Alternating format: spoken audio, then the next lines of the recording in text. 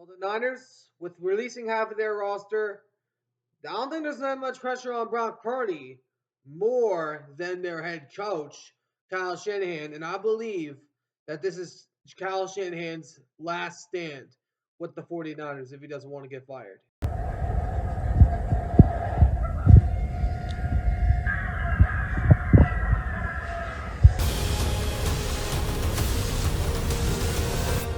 Let's talk football. Alrighty, what's going on, everyone? Welcome back to the All Around Sports Podcast, for sports, everything on this channel. I'm your host, Antonio. Today, we are talking about the 49ers, primarily their head coach, Kyle Shanahan. Shanahan has been to two Super Bowls with the 49ers.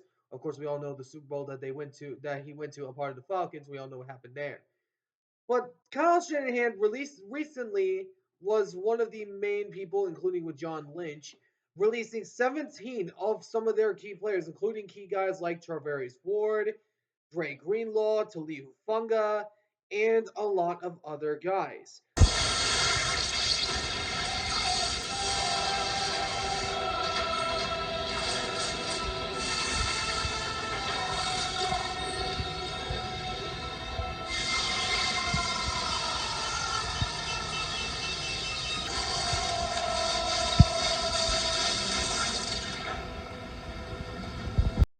The way this offseason's gone so far, I don't think 49er fans want to hear it from Seahawks or Ram fans right now. Hi, Dozer. Leave me alone!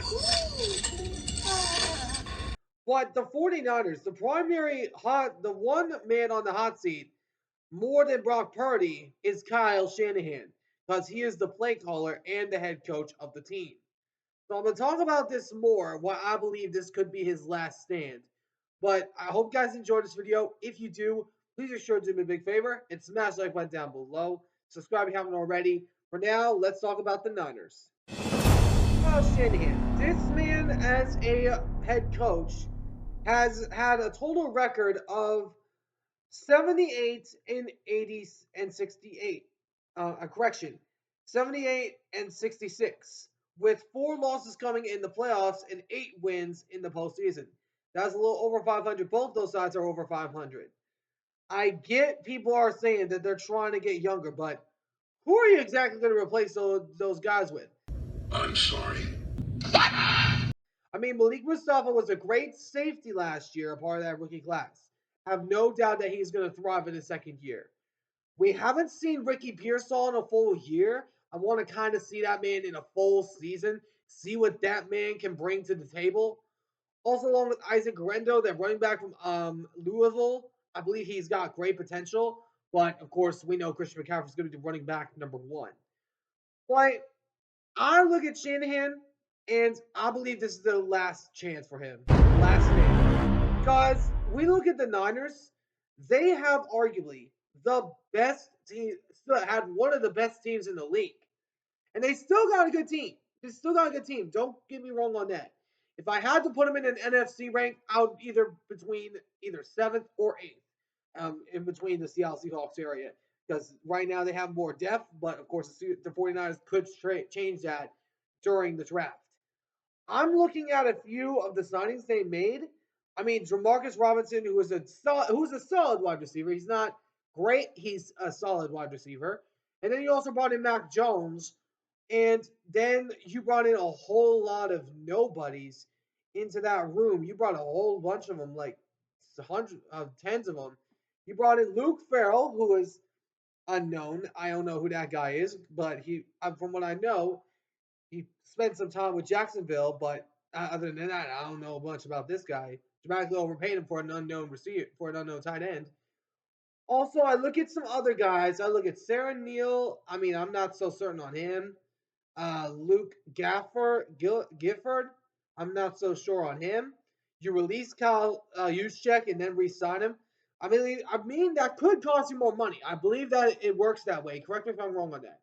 But you released 3 players that I believe are primarily notable. Leonard Floyd, who is your second leading sacker. I still believe that man was a good stud, and I believe he's going to do a lot better things in Atlanta. You also released Malik Collins, who went to the the Cleveland Browns, and you released Javon Hargrave, that went to the Minnesota Vikings, that are growing every single second. Then you traded away Jordan Mason for a sixth. Did you forget who I am?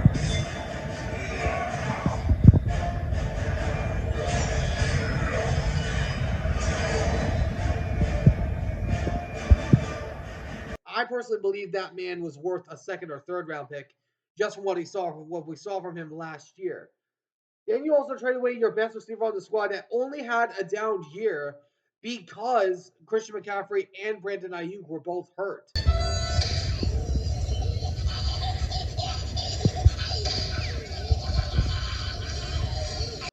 So I'm looking at their moves. There's not a lot on here I'm so confident about. I'm flying! Yes! Wait! I'm gonna hit the ground, aren't I? Pretty much they need some help at everything. But if I think they're going to go for a first round pick, I do believe they primarily need offensive line.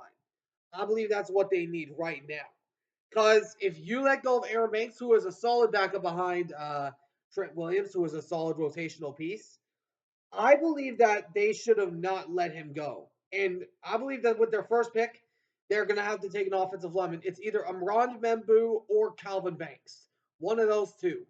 But when I look at the 49ers, I look at one thing, Brock Purdy, on how that man is going to play without some of his weapons. I looked up each of his losses, and I'm going to pull those up on the screen. Only 10 of his losses have been by 7 or less points, which are close games. He's only had 4 scenarios that he has been blown out. And remember, this is when he is starting. Now, of course, we know that the comebacks that they had in the playoffs against the Lions and the Packers in that playoff one, I left that one out. But when I look at the Niners, I got one primary question: who you got to replace those guys that you let go of? I know the Niners are their front office is still one of the better front offices in the league as far as drafting goes. Not bringing in guys from free agency, but they are spot on their drafting. I look at some of the guys in the first round. I'm looking at guys like Will Johnson. If he goes to them, I would be terrified if that happened. I'm looking at guys like a Jahad Barron. I definitely don't want to see that, brother. I mean, there's so many pieces out there that you could go after. Maybe even Ashton Jeanty, but I believe he might go possibly to the Raiders. But when I look at the Niners, I see a few things that need to be filled: defensive line, offensive line, secondary, and wide receiver. That's what I see from this team. And all I will say about the Niners is this: if they miss the playoffs and Kyle Shanahan is responsible for it, I'm telling you honest right now, this could be the last season that Shanahan spends with the 49ers. I'm not saying that he doesn't deserve to be a head coach. He absolutely deserves to be a head coach. He has an over 500 record as a head coach.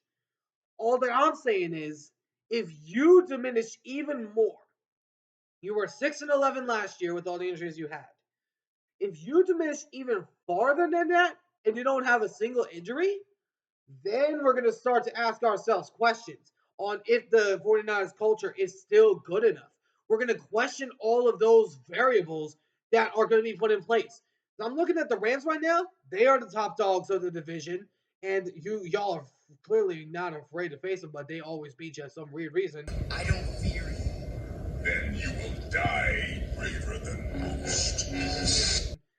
I'm looking at the Seahawks. I still need to see some stuff from Sam Darnold, but I do believe if Seattle can ace the stuff in the draft, like the Niners, they could be a sneaky team. Then I'm looking at the Cardinals. They're either the team that can show they're a playoff contender or a team that can go out there and lay an egg.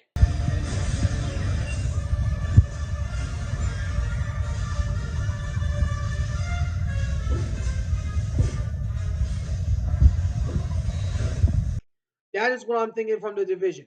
Then I'm looking on the outside of the division. I'm looking at the NFC North. They got all sorts of crazy, hard nosed teams: the Lions, the Vikes, the Packers, and I believe the Bears are going to be sneaky too. I believe they'll try to fight for a playoff spot. I'm looking at the South. I'm looking at the Bucks, the Buccaneers. I'm not trusting San Francisco against Tampa Bay, especially against Baker Mayfield. I'm also looking at the NFC East. I'm not trusting San Fran against Philly.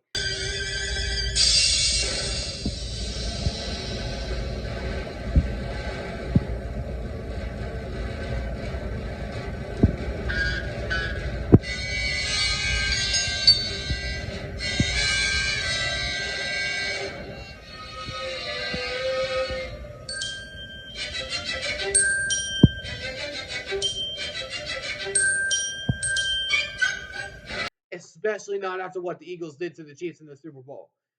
I'm also looking at the Commanders. Jaden Daniels is a real man. They are real. And then I look at their record against other teams. I'm looking at their record against the Chiefs. I don't trust the 49ers whenever they face the Chiefs.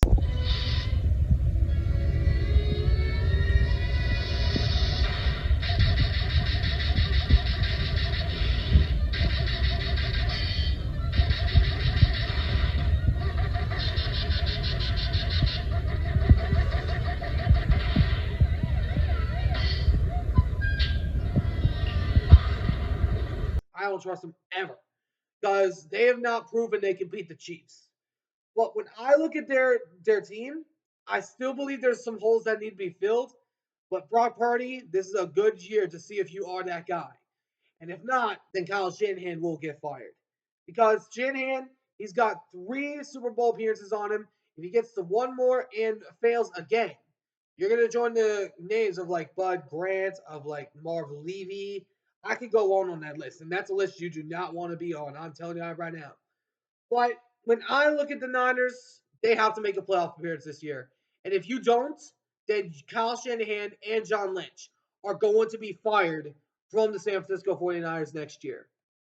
Let me know in the comments what you guys think. Do you guys think that this is Kyle Shanahan's last stand with the 49ers? Let me know in the comments what you guys think down below. But anyways, I hope you guys enjoyed. If you did, please make sure to do me a big favor and smash the like button down below. Subscribe if you haven't already. Until next time, I'll catch you all in the next one. Ciao for now.